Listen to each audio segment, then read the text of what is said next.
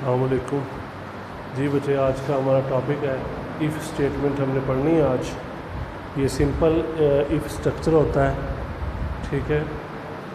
Simple if structure हम इसे कहते हैं। इसमें ये होगा कि अगर हमारे पास हम इसको वहाँ पे इस्तेमाल करेंगे, यहाँ पे हमारे पास एक चॉइस होती है, यानी हम इसको लिमिटेड चॉइस के साथ यूज़ करते हैं। यानी ये एक सिलेक्शन स्ट्रक्चर है। ये क्या है जी? एक सिलेक्शन स्ट्रक्चर है, ठीक है। इस वजह से इसमें आता है जी कि हमने किसी भी स्टेटमेंट का इंतखाब करना होता है कंडीशन की बुनियाद पे, ठीक है। अगर वो सही है तब अमल करेगा या फॉल्स है तब अमल करेगा। तो उसमें सबसे पहले आता है जी इफ़ स्टेटमेंट। इफ़ स्टेटमेंट से मुराद है जी कि ये एक डिसीजन मेकिंग स्टेटमेंट है। ये क्या है जी? एक डिसीजन मेकिंग, फ़ैसला करने वाली स्टेटमेंट है। यानी हम इसके ज़रिए फ़ैसला करते हैं। ट्रू होती है तब किसी स्टेटमेंट पे अमल होता है, फॉल्स होती है तब अमल होता है, ठीक है। यूज़ टू एग्जीक्यूट और skip a statement on basis of condition. यानी शर्त की बुनियाद पर हम देखते हैं कि हमने स्टेटमेंट को एग्जीक्यूट करना है या स्किप करना है। यूज़ टू एग्जीक्यूट और skip a statement on basis of condition, यानी शर्त की बुनियाद पर देखा जाता है कि स्टेटमेंट को आपने एग्जीक्यूट करना है या स्किप। अब जो कंडीशन होगी वो आपने जो देनी है वो है रिलेशनल एक्सप्रेशन। कंडीशन क्या होगी? वो एज अ रिलेशनल एक्सप्रेशन होगी। रिलेशनल एक्सप्रेशन से क्या मुराद है ये हमें पता होना चाहिए। हमने लास्ट लेक्चर में पढ़ा था एक्सप्रेशन क्या होता है? ऑपरेटर प्लस ऑपरेंड का मजमुआ, ठीक है। दोनों को मिला देंगे, एक्सप्रेशन बन जाएगी। ये आपको सिंगल वैल्यू देती है। तो जब हमने उसमें रिलेशनल ऑपरेटर यूज़ करने हैं तो उसको क्या कहा जाएगा? रिलेशनल एक्सप्रेशन कहा जाएगा। यानी इफ़ स्टेटमेंट में हमने रिलेशनल एक्सप्रेशन यूज़ करनी है, ठीक है। रिलेशनल एक्सप्रेशन का मतलब क्या है? कि जिसमें आपने रिलेशनल ऑपरेटर्स यूज़ करने हैं, ठीक है। जैसा कि हमारे पास ग्रेटर देन है, लेस देन है, इक्वल है, ग्रेटर देन लेस देन है, ठीक है। ग्रेटर देन इक्वल टू है, लेस देन इक्वल टू है, नॉट इक्वल टू है। ये रिलेशनल ऑपरेटर्स हैं।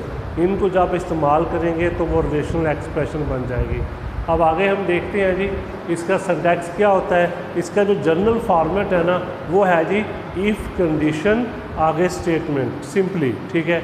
यानी पहले इफ़ आएगा, ये कीवर्ड है, ये सिंटैक्स का आगाज़ है। यानी यहाँ से हमने सिंटैक्स को स्टार्ट करना है, ठीक है, इफ़ से। इफ़ के बाद, ठीक है, हमारे पास आती है कंडीशन। कंडीशन से मुराद रिलेशनल एक्सप्रेशन, मसलन marks greater than equal to 40 या, ठीक है, n less than equal to 5। मतलब क्या हुआ कि आपने देखना है कंडीशन, ठीक है। तो कंडीशन होती है रिलेशनल एक्सप्रेशन की सूरत में। आगे आता है स्टेटमेंट। स्टेटमेंट जिस पे अमल होना है, ठीक है। स्टेटमेंट से मुराद क्या है? जिस पे अमल होना है, यानी इंस्ट्रक्शंस है ये, ठीक है। तो कंडीशन चेक करेंगे, अगर वो सही है तो स्टेटमेंट पे अमल हो जाएगा, अगर वो फॉल्स है तो अमल नहीं होगा। अब यहाँ पे आपने एक चीज़ ध्यान में रखनी है कि सिर्फ एक सूरत में अमल होगा, अगर कंडीशन सही होगी। अगर कंडीशन फॉल्स होती है अमल नहीं होगा। इसका फ्लो चार्ट देखें ज़रा। कंडीशन, फिर उसके बाद अगर वो ट्रू है तो स्टेटमेंट पे अमल होगा, अगर फॉल्स है तो वो स्किप हो जाएगा। दोबारा सुन लें। कंडीशन है पहले, अगर वो ट्रू है तो स्टेटमेंट पे अमल होगा, अगर वो फॉल्स है तो अमल नहीं होगा, ठीक है। ये है जी इफ़ स्टेटमेंट का सिंटैक्स और फ्लो चार्ट, ठीक है। यानी पहले सिंटैक्स है इफ़ कंडीशन स्टेटमेंट, ठीक है, और स्टेटमेंट के लास्ट पे सेमीकोलन का इस्तेमाल करना है। सेमीकोलन का इस्तेमाल, ठीक है, इसलिए होता है कि हमने उसको टर्मिनेट करना है, यानी स्टेटमेंट से ख़त्म करना है उसको, ठीक है। इससे बाद अगर ये हमने जनरल फॉर्मेट है, लेकिन बाज़ औक़ात ऐसा भी होता है कि स्टेटमेंट जो है वो एक से ज़्यादा भी होती हैं, तो उसके लिए फिर आगे सिंटैक्स लिखा गया है इफ़ कंडीशन। आगे फिर आपने जब एक से ज़्यादा स्टेटमेंट आ जाए ना तो उसे कहा जाता है कंपाउंड स्टेटमेंट। उसे क्या नाम देते हैं? Compound statement. More than one, ठीक है, स्टेटमेंट्स आ जाए तो उसको कंपाउंड स्टेटमेंट कहते हैं, ठीक है। तो आप उसमें देखें इफ़ कंडीशन, फिर आगे स्टेटमेंट 1 2 3 4 एंड सो ऑन, ठीक है। यानी एक से ज़्यादा स्टेटमेंट अगर आ जाएं तो आपने ब्रैकेट्स का इस्तेमाल करना है, ठीक है, तभी वो इस्तेमाल होगा, ठीक है। तो मल्टीपल स्टेटमेंट्स के लिए इसको इस्तेमाल किया जाता है, ठीक है। इफ़ कंडीशन, आगे फिर आपने दरमियानी ब्रैकेट शुरू करनी है और उसको कहते हैं, ठीक है, 1 2 3 स्टेटमेंट आ जाएंगी और फिर उसको बंद कर देना है, ठीक है। ये हमारे पास तब सिंटैक्स यूज़ होता है जब एक से ज़्यादा स्टेटमेंट होती हैं। आगे इसकी मिसाल है हमारे पास, मिसाल में प्रोग्राम बनाया है जी कि हैश इंक्लूड, आगे देखें एंगल ब्रैकेट्स हैं stdio.h, स्टैंडर्ड इनपुट आउटपुट कहते हैं इसको। ये एक हेडर फाइल है, ठीक है, जिसके अंदर हम इनपुट और आउटपुट की डेफिनेशन को स्टोर करते हैं। फिर दोबारा हैश इंक्लूड conio.h। अब अगर हमने क्लियर स्क्रीन इस्तेमाल करना है, गेट ch इस्तेमाल करना है, उसकी डेफिनेशन conio.h के अंदर होती है, ठीक है। इसके बाद आता है वाइड मेन, ये मेन फंक्शन है, असल प्रोग्राम हमारा यहाँ से स्टार्ट होता है। फिर आपने ब्रैकेट शुरू करनी है, उसमें आएगा जी इंट, फिर आगे मार्क्स, फिर आगे देखें ये है वेरिएबल डिक्लेरेशन। इंट मार्क्स से क्या मुराद है कि अब हमने वेरिएबल डिक्लेरेशन, ये एक ऐसा प्रोसेस है जो किसी भी वेरिएबल को कोई, ठीक है, डेटा टाइप असाइन करता है, ठीक है। किसी भी वेरिएबल को कोई डेटा टाइप असाइन करना, उस अमल को हम डिक्लेरेशन कहते हैं।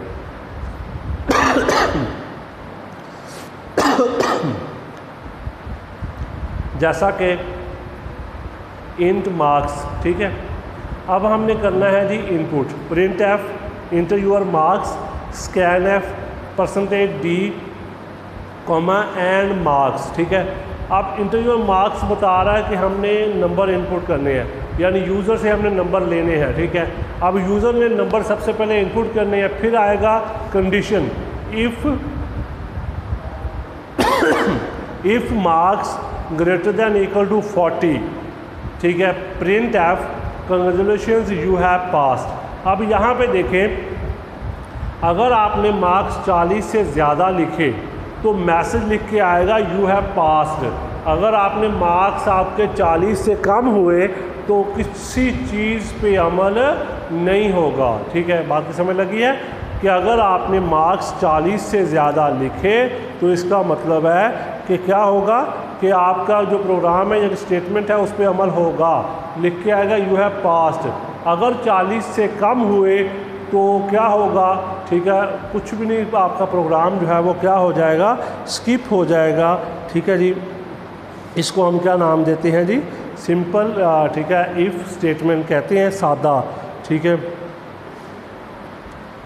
यानी जिसके अंदर हमारे पास सिर्फ एक चॉइस होती है, अगर तो कंडीशन सही है तो स्टेटमेंट पे अमल होता है, अगर कंडीशन फॉल्स है तो स्टेटमेंट पे अमल नहीं होता, ठीक है। मसलन मिसाल के तौर पे अब जैसे मार्क्स लिखे हैं, अब अगर पास होने की सूरत में तो लिखा जाएगा, लेकिन अगर वो फेल है तो मतलब 40 से कम है तो स्टेटमेंट पे अमल नहीं होता, ठीक है। इस वजह से ये वहाँ पे इस्तेमाल नहीं होती, ठीक है। इस वजह से ये इसकी लिमिटेशंस हैं, यानी इसका डिसएडवांटेज है कि सिर्फ एक सूरत में अमल होता है जब वो ट्रू होती है, अगर वो फॉल्स होगी तो उसके ऊपर अमल नहीं होगा।